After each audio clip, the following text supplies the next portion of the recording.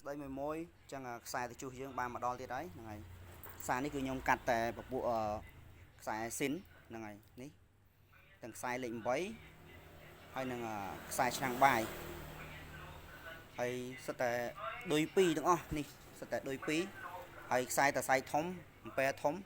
បងប្អូនយកទៅប្រើជាមួយឆ្នាំងបាយឬក៏ធុងបាសធំអីគឺសុវត្ថិភាពបងប្អូនដឹងហើយថាខ្សែថ្មីវាមានគុណភាពបែបម៉េចហ្នឹងហើយអញ្ចឹងខ្សែថ្មីខ្ញុំកាត់មកវាចាតល់ខ្លាំងមិនខ្ញុំទិញមកប្រើ10សរសៃ5សរសៃអីចឹងទៅបើខ្សែទៅជុះគឺខ្ញុំកាត់មកច្រើនអញ្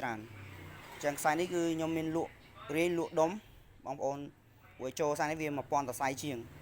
អញ្ចឹងបងប្អូនជាងក៏ត្រូវការយកទៅលក់បន្តអីឬក៏យកទៅប្រើប្រាស់មកសរសៃ2សរសៃអាចទៅអ្នកតំណងបានតើមានពួកអីយូរកាត់ម្ដងទេខ្សែទៅជុះអញ្ចឹងហ្នឹងហើយ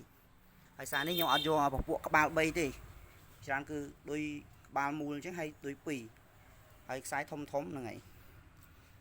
ហើយបងប្អូនដែលត្រូវការតេឡេទូអីមានគ្រប់ម៉ាកគ្រប់ម៉ូតហ្នឹងហើយអាចតំណងបាន